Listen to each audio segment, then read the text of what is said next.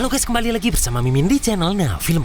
Bagaimana nih kabar kalian hari ini? Tentunya masih tetap sehat dong. Dan pada video kali ini, Mimin hadir kembali untuk meneruskan alur cerita dari Babang Xiao dalam Perfect World episode terbaru, yaitu Perfect World episode 178. Yang mana pada Perfect World episode 178 ini menceritakan Xiao yang menemukan tubuh abadi. Namun akan ada lagi musuh kuat yang juga menginginkan itu, dan terjadilah pertarungan seru antara Xiao dan orang tersebut. Dan seperti apa alur cerita selengkapnya, jangan lupa pencet tombol like dulu jika kalian suka, dan kita langsung saja masuk ke alur ceritanya.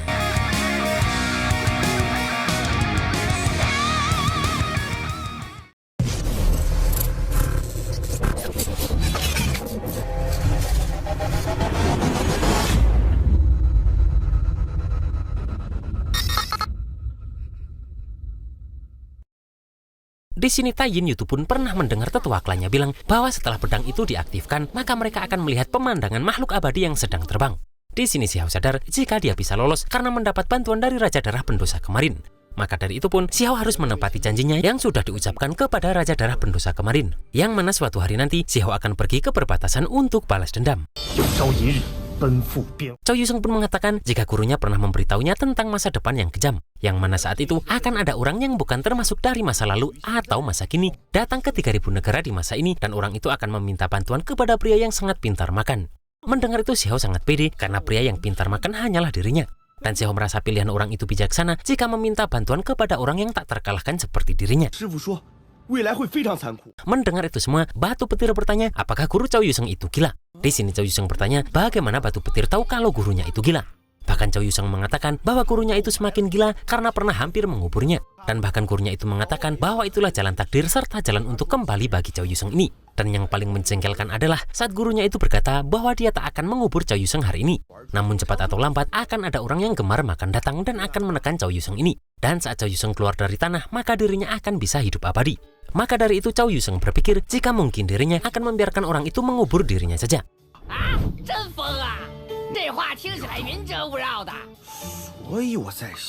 Mendengar itu Xiao berkata bahwa semua itu layak untuk dipertimbangkan, dan mereka hanya perlu mendengarkan apa yang dikatakan guru Chow Yusung ini saja. Taiyin Yutu pun bertanya apa rencana Xiao selanjutnya, karena sekarang Xiao sudah berhasil melatih energi abadi yang pertama. Dan Xiao menjawab bahwa dirinya ingin melihat seberapa jauh dirinya bisa melangkah maju, yaitu dengan melatih energi abadi yang kedua. Mendengar itu Chow Yusung terkejut karena Xiao ini sepertinya tak takut mati. Di sini Qingyi pun meminta agar Xiao ini jangan terlalu terburu-buru dan lebih baik menstabilkan diri dulu serta mencari peluang. Di sini pun mereka ini menuju jurang dalam alam makam di Immortal Ancient ini. Dan alam makam ini adalah medan perang di era sebelumnya yang mana tak terhitung jumlahnya orang kuat yang sudah mati di tempat ini. Bahkan banyak pula harta pusaka abadi yang tersebar. Di sini pun darah segar mencemari tanah dan batu menjadi keras tak tertandingi. Bahkan kesadaran ilahi pun tak akan bisa menelusurinya dan hanya tubuh fisik yang bisa mencari tahu. Di sini Xiao merasakan sesuatu setelah tanda di dadanya bersinar. Karena ada sesuatu yang sepertinya memiliki hubungan dengan Xiao ini. Perlahan pun mereka ini menelusuri tempat ini.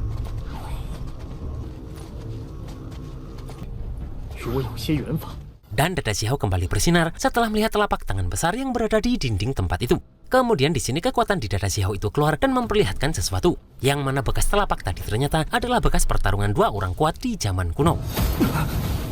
Melihat ada bekas pertarungan manusia abadi level 1, di sini Chow Yusung teringat jika Ning Chuan memperoleh peluang keberuntungan keluarga abadi di dekat sini. Kemudian di sini Xiao mengeluarkan pedang abadi yang dia peroleh kemarin untuk memeriksa apa yang ada di balik kuil batu ini. Terlihat di sini nafas spiritual abadi muncul, yang mana itu adalah nafas spiritual yang dikandung dalam tubuh abadi. Kemudian mereka pun masuk ke dalam ruang batu yang berada di bagian dasar lubang surgawi alam makam ini. Di sini mereka terus masuk dan melihat ada sebuah mayat manusia kuno dengan dikelilingi formasi pelindung, yang mana ternyata itu adalah tubuh abadi, yaitu tubuh yang ditinggalkan manusia abadi sejati pada era abadi kuno. Meski itu adalah tubuh abadi, namun Xiao menyayangkan karena rune abadi yang paling kuat sudah terhapus. Namun merasakan tempat ini yang dipenuhi dengan nafas spiritual abadi, Taiyin Yutu yakin jika tubuh seorang yang abadi pasti mempunyai manfaat yang tinggi. Sementara Qingyi yakin pasti sebentar lagi akan ada master kuat datang ke tempat ini karena tadi nafas spiritual abadi bocor keluar. Xiao pun berpikir untuk membawa tubuh abadi ini sesegera mungkin. Namun Batu Petir meminta Xiao tak gegabah karena dia merasakan ada fluktuasi formasi kuno yang aneh di tempat ini.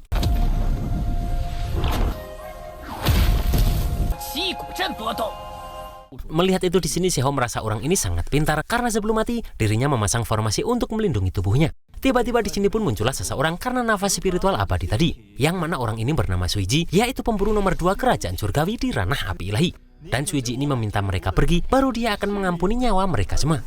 Suiji juga mengatakan bahwa dirinya adalah pemburu nomor 2 dari kerajaan surgawi.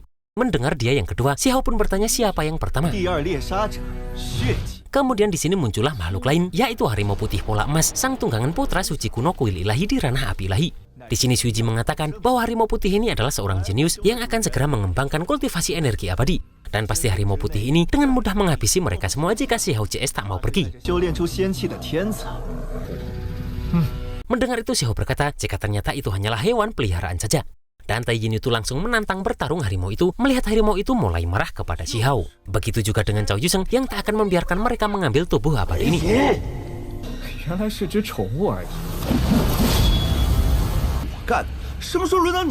Di sini pun Xiao memilih mengalah agar bisa menjalin hubungan baik. Karena meski hari ini dirinya bisa merebut tubuh abadi, namun di masa depan Xiao tak akan bisa lepas dari kejaran kerajaan surgawi dan kuil ilahi. Dan Xiao memilih pergi serta menyerahkan tubuh abadi itu kepada kedua orang ini. Melihat itu Suiji menganggap Xiao ini pintar karena tak cari mati. Saat sudah di luar, Cao Yuseng takut Xiao segila gurunya karena memberikan tubuh abadi itu kepada kedua orang tadi. Namun dengan menggunakan mata bela diri surgawinya, Xiao tetap memantau tubuh abadi tersebut. Jing Yi pun bertanya kenapa Xiao memberikan tubuh abadi itu kepada orang lain. Bahkan Tai Yin itu bertanya apakah Xiao juga tak ingin memanggang dan memakan harimau pola emas tadi. Namun Xiao pun meminta mereka semua untuk diam. Terlihat di sini, harimau tersebut berusaha menyerang tubuh abadi ini. Dan setelah melihat ada formasi jebakan, harimau ini sadar kenapa Xiao bisa dengan sukarela memberikan tubuh abadi ini. Kemudian Xiao membuat semua temannya terkejut lagi mendengar Xiao mengajak mereka pergi setelah terjadi ledakan dari bawah tadi. Dan ternyata Xiao ini kembali memasuki ruang batu lagi.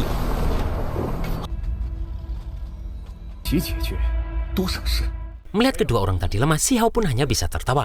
Namun Xiao mengakui kenapa mereka bisa menjadi pemburu nomor 2 kerajaan surgawi dan hewan peliharaan kuil ilahi. Karena mereka belum mati meski sudah menghadapi formasi pelindung dari keluarga abadi.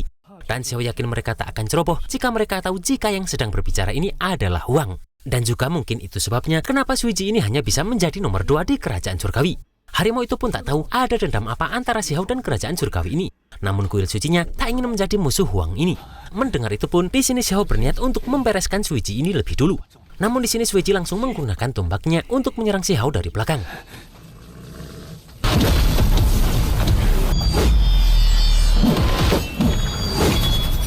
Bahkan tak hanya dia saja, karena harimau ini juga ikut-ikutan menyerang. Namun Xiao menggunakan pedang abadi untuk menghadapi harimau pola emas itu.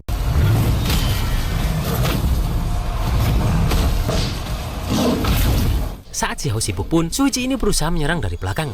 Namun dengan cepat Xiao ini mampu menghindari serangan itu. Kemudian di sini terlihat jika Suiji dan harimau ini pun menyerang Xiao bersama.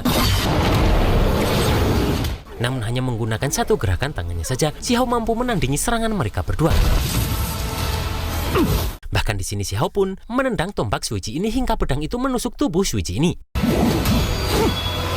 Di sini harimau itu bingung bagaimana Xiao bisa menemukan serangan tombak Suiji ini. Dan Xiao berkata bahwa sandiwara mereka terlalu buruk. Karena Xiao mempunyai mata bela diri surgawi yang mana asap atau debu saja tak akan bisa menghalangi penglihatannya. Lagi pula tubuh abadi ini pun juga tak bergerak sama sekali. Di sini mereka mencoba menyerang lagi karena sadar jika Xiao tak akan melepaskan mereka hidup-hidup. Dengan menggunakan pedang abadinya, Xiao langsung menghadapi serangan harimau ini. Namun terlihat harimau ini bisa berteleportasi dan mencoba menyentuh tubuh abadi itu. Menyadari jika harimau itu ingin mengaktifkan formasi abadi, Xiao pun meminta teman-temannya untuk menghentikan harimau tersebut. Dengan cepat harimau itu mengaktifkan formasi abadi agar mereka mati bersama saja. Dan karena hal tersebut, muncullah tengkorak yang mengeluarkan kekuatan yang sangat besar. Xiao pun meminta agar semua temannya ini cepat pergi.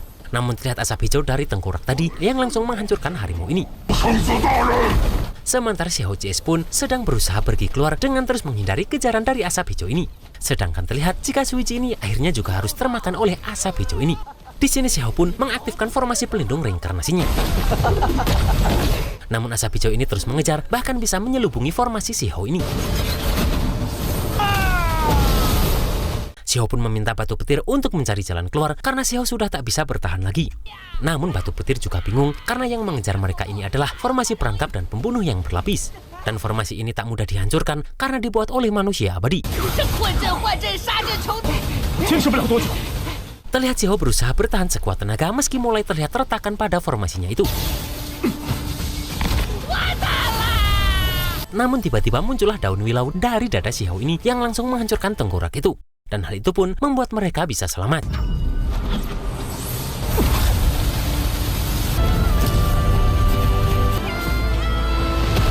Cao Yusheng pun yakin jika di dalam pot tembikar ini pernah tersegel suatu makhluk yang tak terbayangkan. Namun pada akhirnya dia disegel sampai mati dan berubah menjadi darah hitam. Di sini Qing Yi baru mengerti jika asal-usul tempat ini pasti berasal dari era kuno abadi. Dan pohon abadi yang sangat kuat itu menggunakan daun wilau untuk mengalahkan makhluk spiritual tertinggi. Namun makhluk spiritual ini sangatlah kuat karena meski sudah kalah perang, namun inti ilahinya masih belum binasa. Yang mana kemudian inti ilahi makhluk itu disegel di dalam pot tembikar tersebut dan dijaga oleh seorang manusia abadi sejati. Namun kemudian ada seorang master kuat tertinggi yang ingin merebut pot tembikar hitam tersebut. Yang mana manusia abadi sejati ini berjuang menjaga pot itu sampai mati dan memotong tangan dari master tertinggi itu. Namun sayangnya orang ini juga ikut mati. Dan sebelum mati, manusia abadi sejati ini memasang formasi pelindung dan tak membiarkan siapapun membawa pergi pot tembikar tersebut. Namun dia tak bisa menghentikan orang-orang dari generasi selanjutnya untuk membawa pergi tangan yang tersisa itu. Di sini Cao Yusheng tahu jika pohon wilau itu masih punya metode lain, yang mana jika makhluk spiritual itu menunjukkan tanda-tanda kebangkitan, maka kekuatan sihirnya yang tersisa akan dimusnahkan bersamanya. Dan Cao Yusheng terkejut karena pohon wilau yang dimaksud muncul dari dada Xiao tadi. Kemudian Qing Yi teringat jika pohon wilau abadi kuno itu adalah yang ada di desa Xiao itu. Di sini Xiao berkata jika pasti itu adalah nafas spiritual Dewa Wilau yang ada pada tubuh Xiao ini. Dan itulah sebabnya kenapa Xiao bisa merasakan tempat ini seperti memiliki hubungan dengannya. Di sini batu petir yakin jika itu pasti Dewa Wilau. Karena jika tidak, mereka semua pasti tak akan bisa bertahan dari semua ini. Dan di sini pun Xiao sangat berterima kasih karena Dewa Wilau ini sudah menyelamatkan mereka sekali lagi. Namun di sini Xiao masih bertanya-tanya bagaimana identitas sebenarnya dari Dewa Wilau ini dan dewa mana yang sudah dibunuh oleh Dewa Wilau ini. Setelah itu pun Xiao ini langsung mengambil tubuh abadi tersebut dan kemudian akan segera pergi. Namun Qing Yi teringat jika harimau pola emas tadi saat sebelum mati mengeluarkan raungan dengan kekuatan ilahi yang aneh. Yang mana Qing Yi merasa bahwa mungkin harimau tadi sudah mengirimkan suatu pesan kepada putra suci kuno. Xiao pun tak akan memikirkan itu karena cepat atau lambat pasti mereka akan bertarung dengan sekte dan aliran yang suka menjarah dan membunuh ini. Qing Yi pun meminta Xiao untuk berhati-hati karena kerajaan surgawi ini tak hanya mempunyai pemburu nomor satu, namun juga ada orang aneh dari era kuno yang memiliki teknik membunuh diam-diam yang luar biasa. Bahkan Qing Yi mendengar Raja 10 Mahkota pun tak mau berurusan dengan orang ini. Apalagi kuil suci tempat putra orang suci kuno itu setara dengan istana abadi. Bahkan juga kelihatannya mereka masih mempunyai beberapa metode rahasia.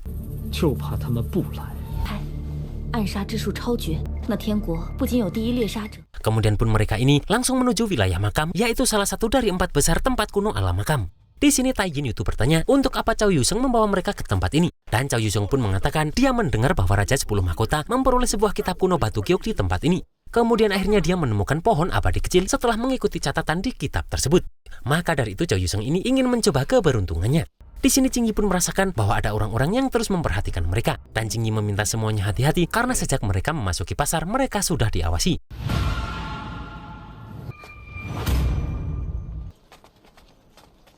Tiba-tiba di sini muncullah pedang besar dari langit, namun dengan menggunakan pedang abadi, Xiao langsung menahan itu. Bahkan tak hanya itu saja, karena kini pedang semakin banyak dan terus mengincar Xiao ini. Dan ternyata pedang tersebut adalah pedang ilahi tetesan darah yang dibuat dari tulang sejati Dewa Surgawi.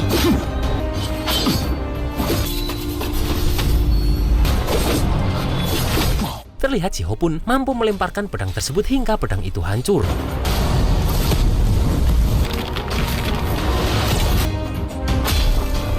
Melihat pedang tetesan darah, batu petir pun yakin jika ini adalah ulah dari pemburu nomor 1 kerajaan surgawi. Dan pasti orang ini sudah mengintai sejak lama sebelum akhirnya bertindak. Namun batu petir tak tahu bagaimana Xiao bisa merasakan itu semua.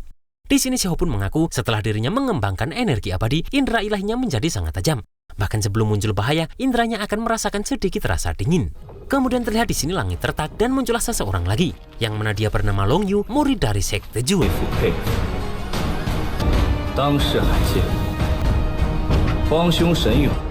甚至可以感受到一丝，我的神觉就变得极为敏锐。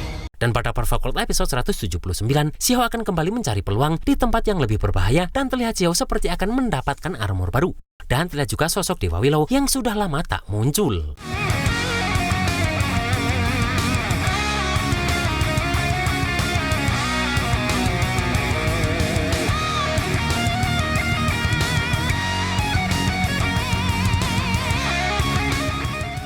Dan itulah guys alur cerita Perfect World episode 178 ini. Beuh, Xiao ini lagi-lagi mendapatkan bantuan dari Dewa Willow ya. Tapi nggak mengecewakan sih, soalnya Xiao ini juga bertambah ngeri kekuatannya. Dan apakah benar jika Xiao akan bertemu dengan Dewa Willow kembali? Kita tunggu saja dalam Perfect World episode 179. Akhir kata, selamat berakhir pekan dan see you next episode.